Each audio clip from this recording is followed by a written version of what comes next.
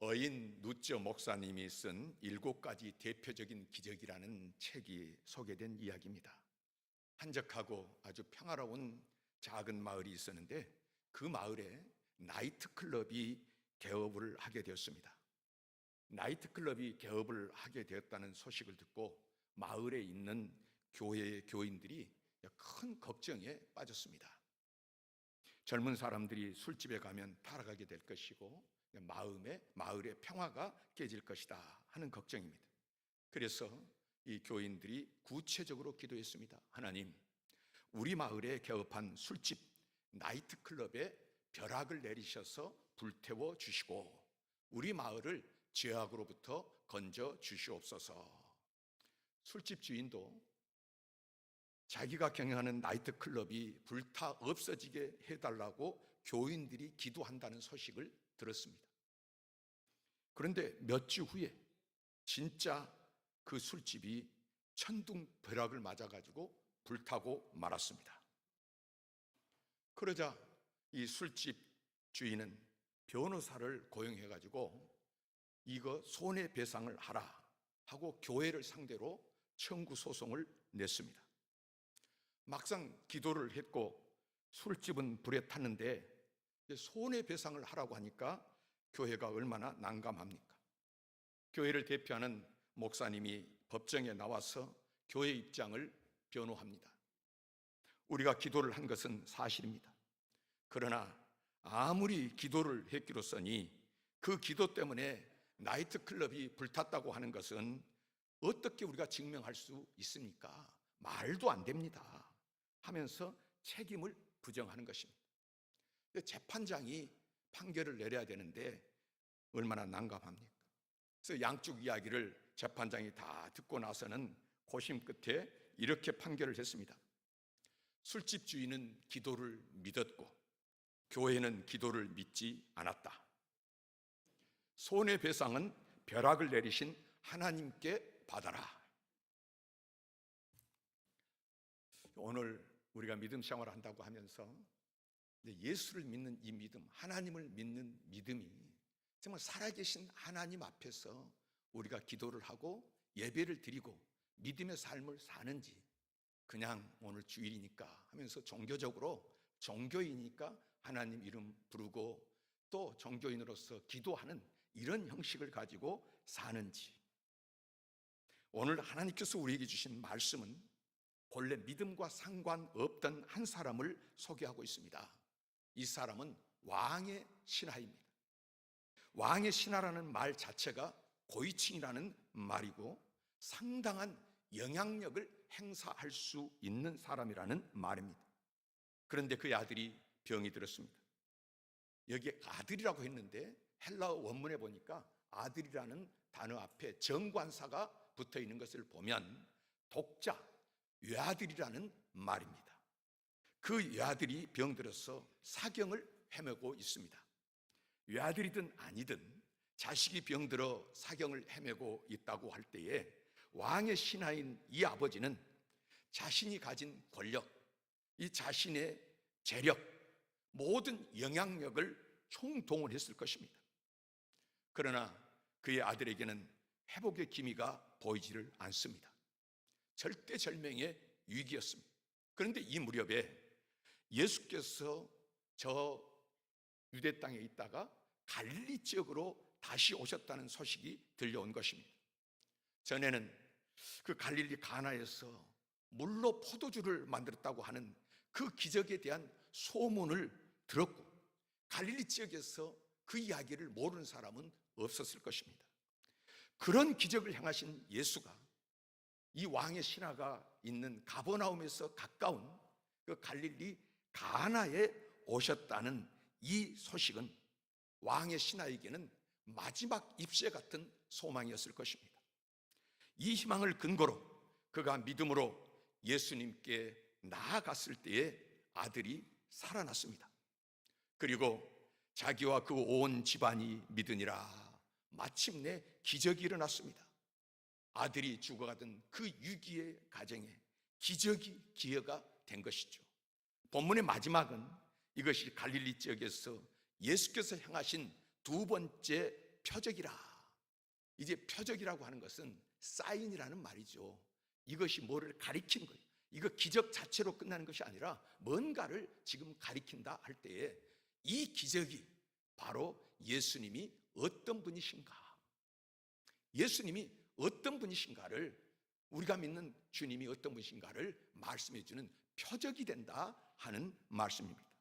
자, 그러면 이 위기를 기적으로 만든 아버지의 믿음은 어떤 믿음입니까? 오늘 주신 말씀을 보면서 깨닫는 것은 이 모든 사건의 역사는, 그렇죠, 우리가 이 땅에서 경험하는 모든 사건의 역사는 하나님 자신이 주도하신 것이다 하는 것입니다. 이게 두 번째 표적이라고 하는 것을 보면 이제 이것도 하나님의 의도가 있고 계획이 있는 그런 표적이라고 하는 것입니다. 우리가 살펴본 대로 이 왕의 신하가 예수님 앞에 나왔습니다. 이 사람이 왕의 신하로서 이제 30세밖에 안 되는 그 젊은 사람, 갈릴리 가버나움 바로 같은 마을, 자기 동리에 사는 한 청년에게 와서 무릎을 꿇었습니다. 여러분, 아들이 병들어 사경을 헤매지 않았다고 하면 있을 수 있는 일이겠습니까? 치료할 방법이 세상에 있었다고 하면 어림도 없는 이야기입니다. 상대도 하지 않았을 것입니다. 그러나 아들이 병들었고 백방으로 예를 썼지만은 병이 낫지를 않았습니다. 그리고 이 아들이 죽어갑니다. 정말로 다급한 것입니다. 아주 급하게 되니까 이제 체면이고 지이고 할 것 없이 예수님 앞에 나오게 된 것입니다.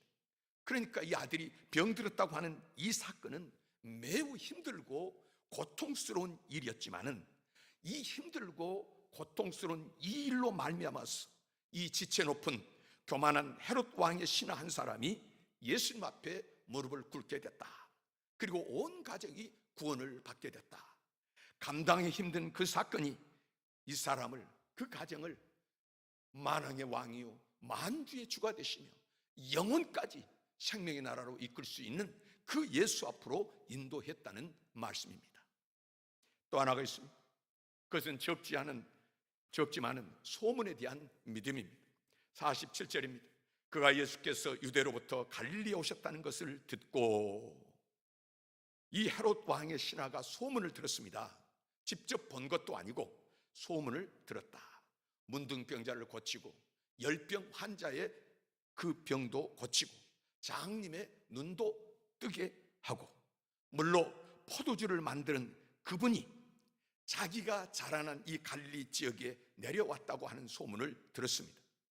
이 소문을 듣고 말도 안 돼, 그럴 리가 없어, 갈릴리 청년, 우리 옆 동네 목수의 아들, 그 예수 내가 잘 아는데 무슨 터무니없는 소리냐, 그럴 일 없다, 아니다, 그랬으면 이 일은 끝나는 것입니다. 그러나 그는 소문에 대한 믿음을 가졌습니다. 말씀에 뭐라고 기록되어 있습니까? 믿음은 은혜의 선물입니다.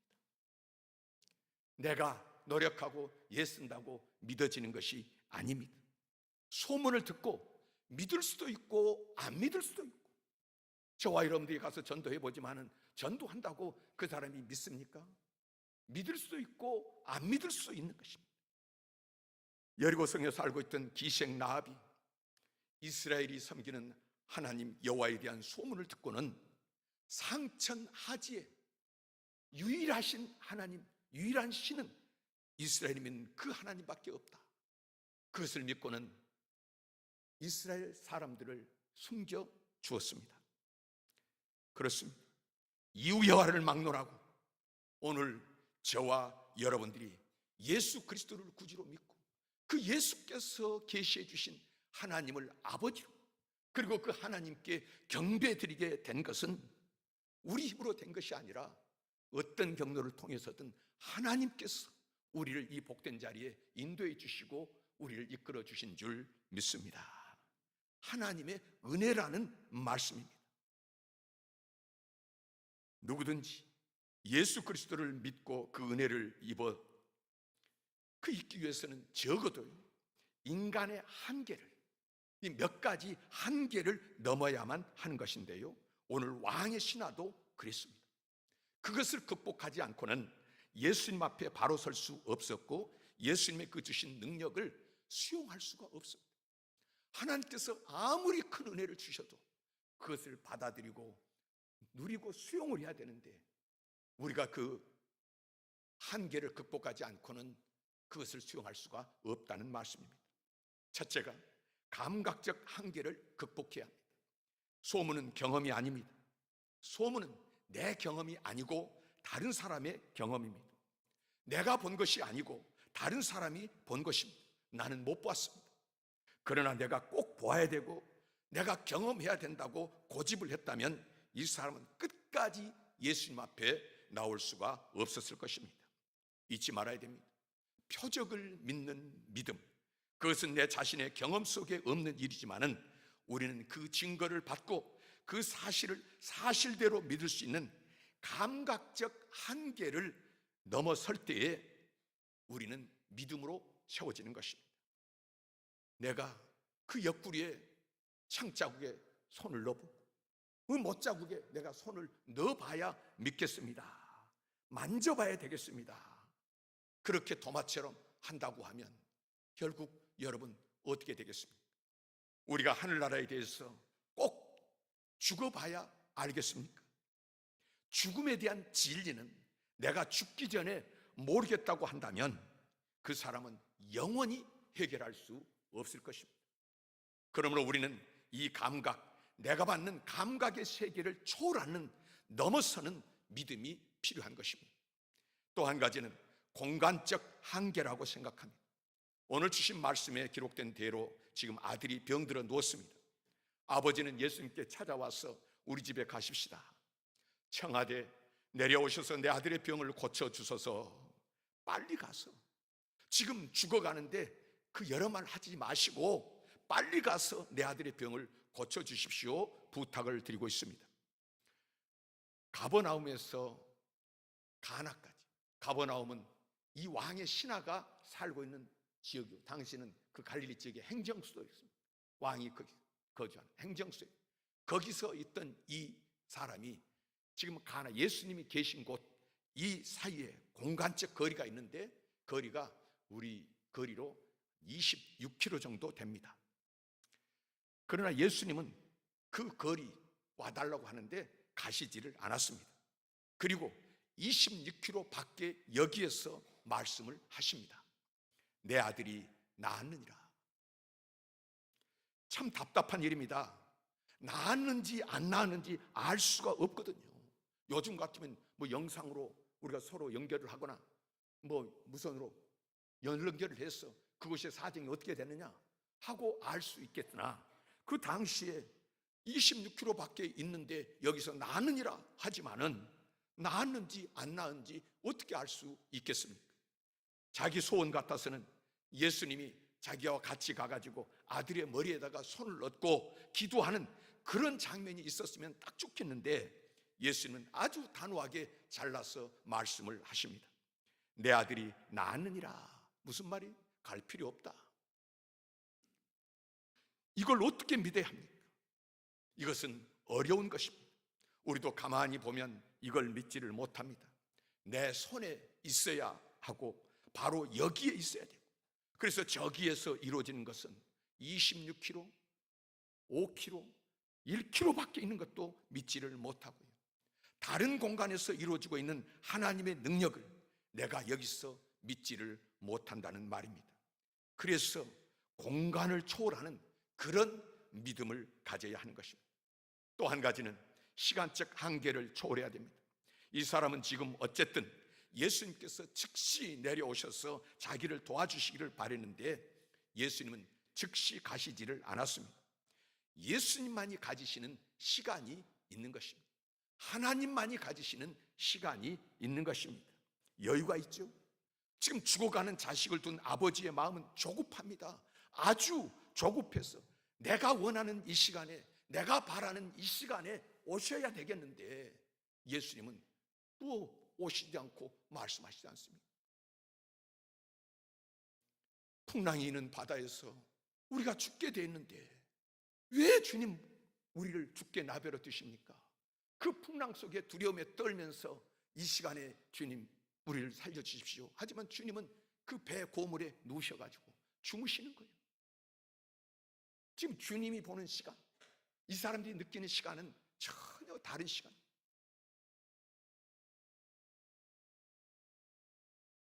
오셔서 예수님, 우리 오빠가 지금 죽어가고 있습니다. 와서 고쳐주십시오 하고 마리아가 마르다가 주님께 요청을 하죠. 그런데 주님께서는 안 가시는 거예요. 그리고 죽었다 그러는데 가는 것 아닙니까? 오해가 됩니다. 아니, 살아계실 때 오셔서 안수하시고 고쳐주시지, 죽은 다음에 오시면 뭘 하겠습니까? 우리는 이 시간 속에서 마음이 조급하지만 우리 하나님, 예수님은 말씀하십니다. 내 아들이 나았느니라. 발명왕 에디슨에 대한 이야기입니다. 훌륭한 발명가로 많은 사람들의 존경을 받고 있었습니다. 한날은 한 아버지가 자기 아들을 데리고 왔습니다.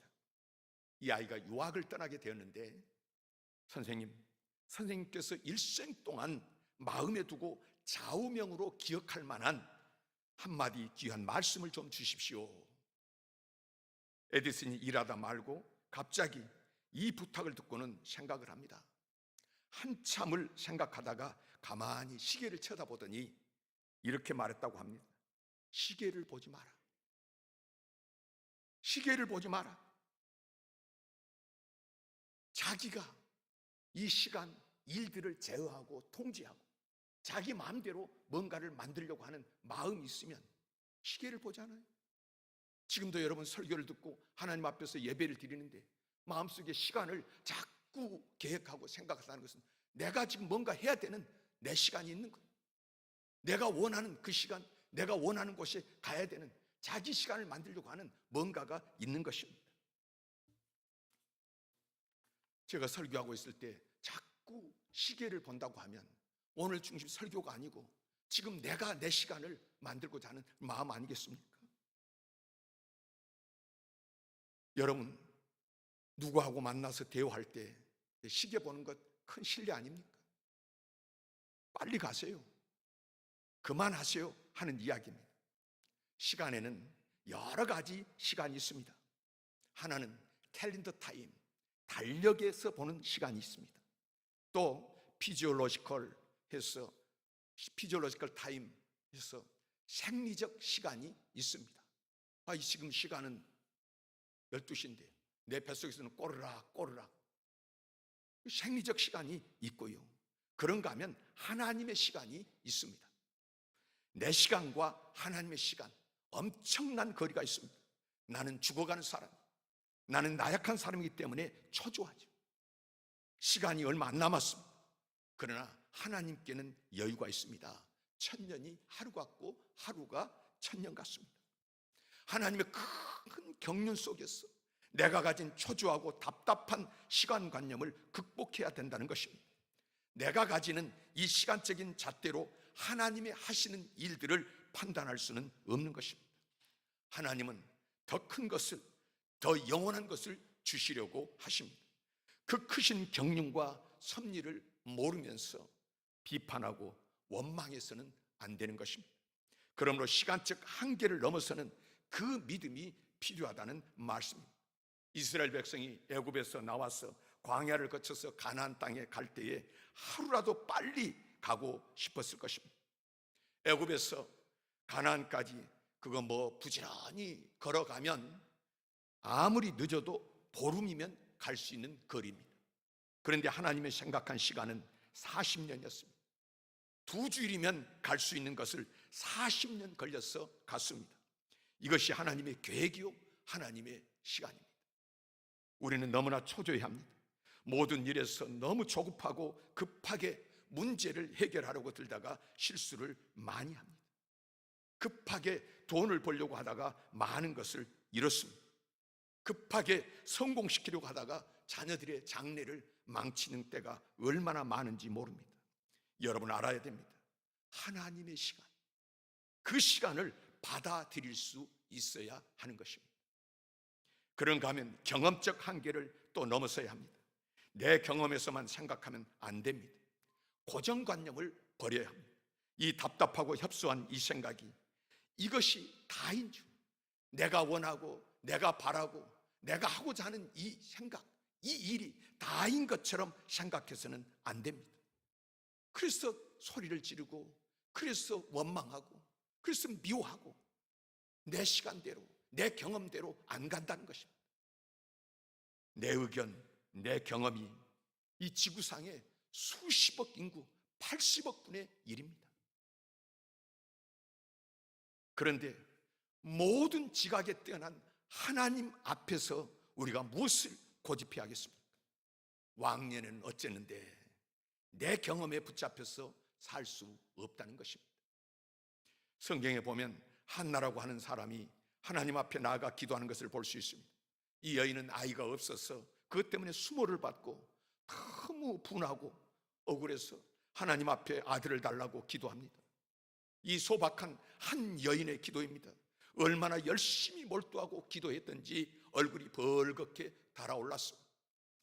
이것을 제사장이 보고는 젊은 사람이 대단하시 무슨 술을 마셨기에 이렇게 얼굴이 벌겋느냐 책망을 합니다. 아닙니다. 내 간절한 소원 때문에 이러는 것입니다. 제사장 마음이 감동해서 하나님께 너가 구한 것을 들어주시기를 원하노라 축복 기도를 해 주었습니다. 이 말을 들은 여인에 대해서 성경은 이렇게 기록합니다. 가서 먹고 얼굴에 다시는 근심빛이 없었더라. 내가 아기를 가진다고요? 그거 두고 봐야 알지요. 10달이 지나 봐야 알지. 지금 어떻게 이 말씀을 믿고 갑니까? 그랬더라면 어떻게 되겠습니까? 먹지도 않고 자지도 않고 슬퍼하던 여자가 이 한마디를 듣고 돌아가서 평안한 마음으로 먹고 다시는 근심빛이 없었더라. 마음에 감당할 수 없는 고통이 있었지만은 믿고 갔습니다. 평안해졌습니다. 결국에 사무엘을 낳게 되고 훌륭한 믿음의 어머니로 우리 성경에 기록되는 것입니다. 과거에 들어본 일도 없고 이런 경험도 없었습니다. 그러나 경험의 한계를 넘어서서 믿고 나아갈 때에 우리가 창조의 역사를 경험한 적이 없지 않습니까? 그러나 하나님께서는 말씀으로 천지를 창조하셨습니다. 그렇게 나아갈 때, 믿고 나아갈 때 역사가 이루어진다는 말씀입니다. 그뿐 아니라 인격적 한계를 넘어서야 했습니다. 오늘 본문의 현장으로 들어가 보십시오. 헤롯 왕의 신하입니다. 그는 귀족입니다. 이 귀족이 초라한 청년, 30세 청년 앞에 간청을 합니다. 내 집에 오셔서 내 아이를 살려주십시오 하는 말은 부탁조로 이야기했지만은 즉시 가주시기를 바랍니다. 명령이기도 했습니다. 그만큼 신분의 차이, 그만큼 이 사람과의 간격이 있는 사람입니다. 이런 사람에게 예수님께서 말씀하십니다. 가라, 내 아들이 살아있다. 가라. 오히려 젊은 예수가 명령을 하시는 것입니다. 자, 이 말을 듣고 가야 합니까? 말아야 합니까? 참으로 엄청난 시간입니다. 지금 여기서 왕의 신하가 이 아버지가 한마디 더 했다고 여러분 생각해 보십시오. 살고 죽고는 고사하고 좌우지간 우리 집에 좀 같이 갑시다. 이렇게 버티고 되들었다면 어떻게 되겠습니까? 그러나 이 시간에 왕의 신하는 예수님의 말씀 앞에 절대로 순종합니다. 자기의 처지, 자기의 경험, 자기의 신분 다 부정해버리고 다 낮추고 비우고 깨끗한 마음으로 순종하는 것입니다. 아름다운 시간입니다.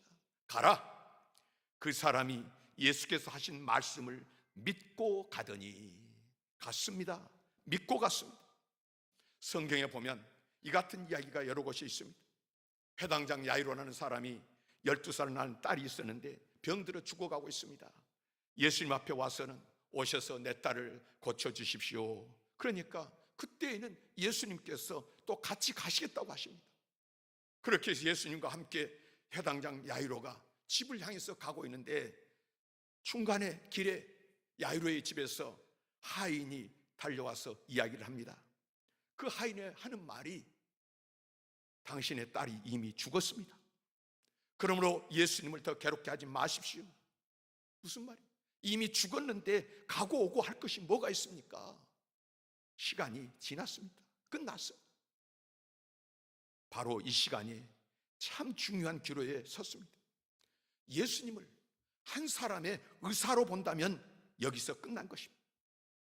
그러나 예수님을 메시아로 생각했다면, 생명을 주시는 구원의 주로 생각했다면 이제 시작입니다. 바로 이 순간, 그 당황하고 있을 때 예수님께서 말씀을 하십니다. 믿기만 하라. 그러면 하나님의 영광을 보리라. 야이로는요, 아무 말 없이 순종하고 예수님을 모시고 자기 집으로 갔습니다. 마침내 딸이 다시 살아나는 경험을 하게 됩니다. 여러분, 이 순간에 사람이 죽었다는 말을 듣고 예수님을 모시고 가야 합니까? 말아야 합니까? 모든 지식, 경험 다 버리고 야이로는 예수님의 말씀을 따랐습니다. 이 점을 생각해야 됩니다. 우리는 종종 이런 기로에 설 때가 있습니다. 믿고 가야 하느냐, 아니면 믿지 못하고 여기서 계속 머물러서 불평, 불만을, 원망을 해야 하느냐. 유명한 이야기가 있지 않습니까? 모세가 이스라엘 백성을 애굽에서 인도할 때 홍해 광야길로 나와서 이제 홍해 앞에 섰습니다. 그런데 바로가 대군을 이끌고 이스라엘을 몰살시켰다고 뒤에서 쫓아오는 것입니다. 앞에는 바다요, 뒤에는 무기를 갖춘 수많은 병력이 다가오고 있습니다. 이스라엘은 도간에 든 쥐처럼 꼼짝없습니다. 60만이 죽게 됐습니다. 그때 하나님 앞에 호소하게 될 때에 하나님께서 모세에게 말씀하십니다. 지팡이로 홍해를 치고 건너가라. 자, 이 말을 듣고 이제부터는 전설인데요, 전설대로 보면은 이 지팡이를 들고 홍해를 딱 쳤습니다. 안 갈라졌답니다. 그래서 모세가 당황을 하고 있을 때에 옆에 있던 청년이 이 말을 했습니다. 이 청년이 되게 여호수아일 것이다, 이렇게 다 이야기를 하는데 이렇게 말했답니다. 방금 홍해를 치고 건너가라 하셨는데 왜 서 계시는 것입니까? 그 말을 듣고 모세가 물속에 발을 내딛었습니다. 그랬더니 쫙 갈라지더라는 것입니다. 지팡이로 딱 치니까 갈라졌다. 갈라지니까 그 다음에 들어갔다. 그리고 그것을 건너갔다. 그것이 아닙니다. 치고 건너가라 할 때에 쳤는데 아직 시퍼런 바닷물이 앞을 가로막고 있습니다. 그 물속에 뛰어들어갔습니다. 그랬더니 열리더라, 그 말씀입니다. 여러분, 하나님의 말씀은 감상이 아닙니다. 믿음은 행동으로 옮겨져야 하는 것입니다. 믿고 건너갈 때 앞날이 열리고 갈라진다는 말씀입니다. 아브라함이 하나님의 말씀을 듣습니다. 내 고향 떠나라. 만민의 아버지가 되게 하리라. 큰 민족을 이루리라. 천하 만민이 너로 말미암아 복을 얻으리라. 그런데 갈 바를 알지 못하고 갑니다.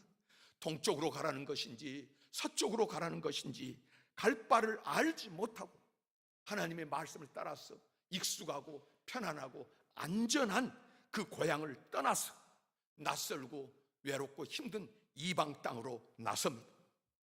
나선 다음에 하나님께서 말씀하시는 것입니다. 이 땅을 너와 내 자손에게 주리라. 여러분, 이것이 하나님의 말씀이요, 이것이 우리에게 요구하는 믿음입니다. 믿고 가는 것입니다. 부활하신 주님이 뭐라고 하셨습니까?